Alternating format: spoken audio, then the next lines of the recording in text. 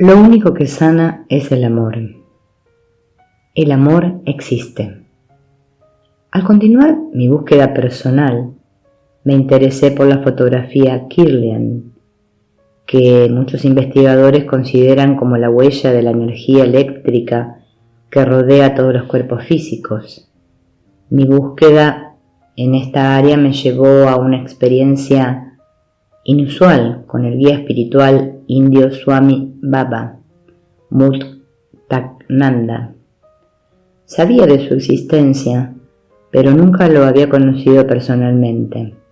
En 1974 me invitaron a su ashram en Auckland para tomar fotos kirlianas de sus manos. Cuando llegué, había muchos jóvenes en el ashram y parecía que idolatraban a Baba.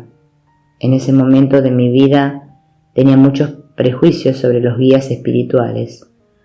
Rápidamente concluí que esos jóvenes estaban confundidos emocionalmente y era probable que tuvieran fijaciones con sus padres. Parecía que consideraban el ashram como un lugar seguro porque no podían funcionar en el mundo real. Poco después de mi llegada me sentaron en un cuarto con 20 invitados. Baba entró, nos presentaron y conversamos por medio de un intérprete. Tomé algunas fotografías, me pasó una larga pluma de pavo real por el cuerpo y me senté. Al observar a los demás, me di cuenta de que no hice lo adecuado. Todos los demás se habían hincado antes de hablarle, incluso todos, menos yo, le habían llevado flores, fruta o algún tipo de regalo. Mi mente comenzó a trabajar al percatarme de mi error.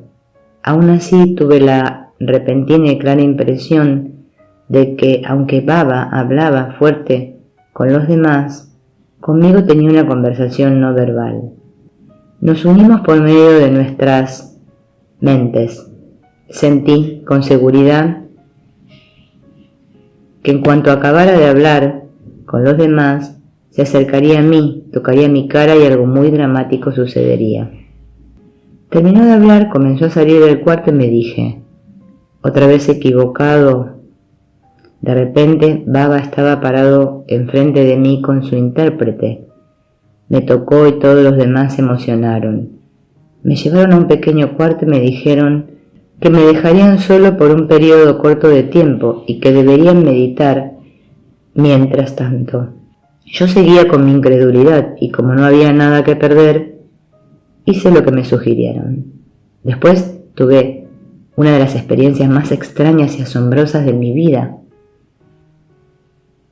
Una experiencia que provocó un cambio radical de mi sistema de creencias. Después de sentarme en silencio por 5 minutos, mi cuerpo comenzó a temblar y a tener escalofríos de una manera indescriptible. Aparecieron colores hermosos a mi alrededor y parecía que había salido de mi cuerpo y lo observaba desde arriba.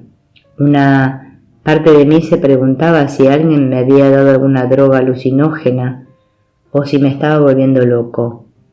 Vi colores con una profundidad y brillo que iban más allá de cualquier cosa imaginable. Comencé a hablar en lenguas, un fenómeno del que había escuchado, pero en el que no creía. Un hermoso rayo de luz entró en el cuarto y decidí dejar de evaluar lo que estaba sucediendo y simplemente ser uno con la experiencia, unirme completamente a ella.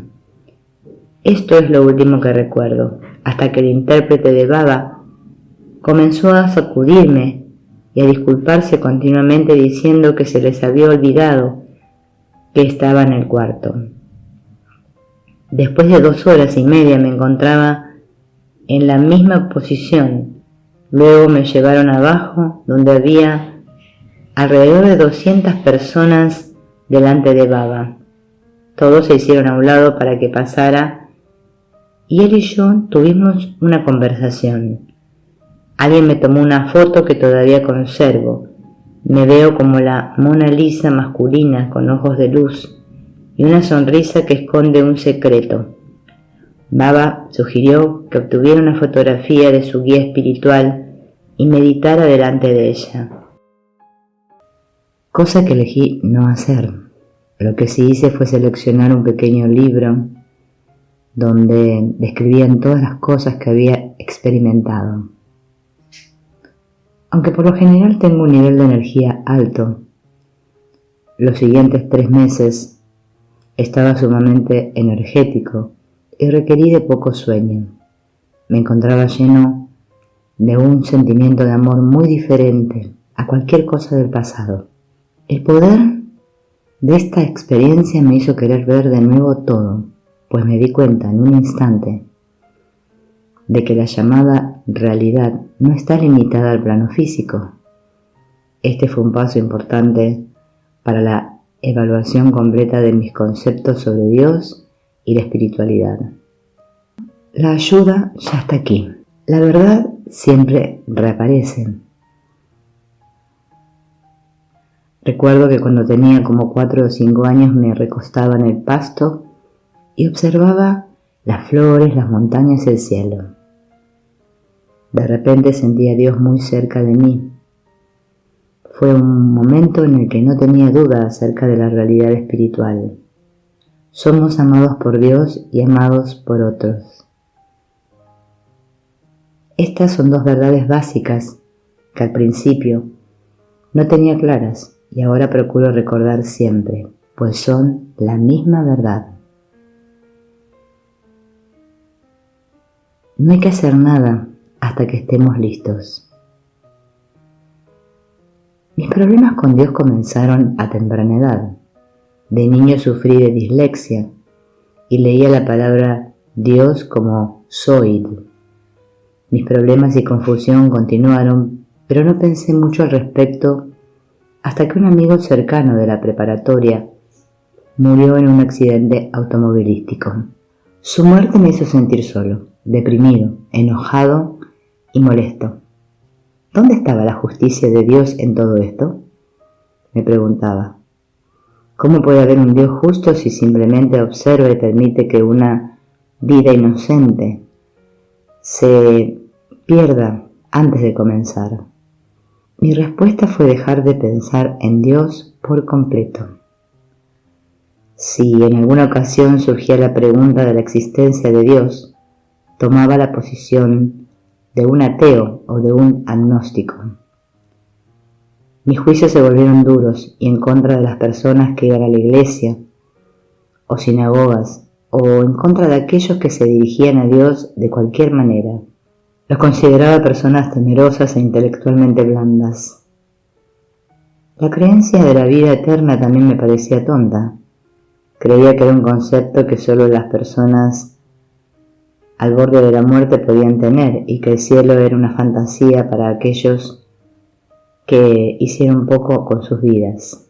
Al ver el pasado, creo que sin saberlo por completo, estaba batallando en contra de lo que pensé eran los designios de Dios contra mi autonomía. Creía que yo debía ser el único director de mi vida. Solamente yo podía determinar lo que era mejor para mí y para las personas en mi vida. Consideraba la voluntad como un atributo de la mente y creía que cada cuerpo tenía una mente separada y que para realizar mi función en la vida era inevitable competir contra las voluntades de otras personas.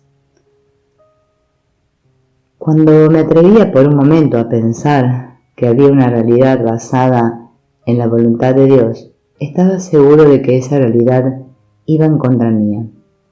Si Dios operaba sin restricciones, sin duda evitaría que yo obtuviera las cosas que me daban placer.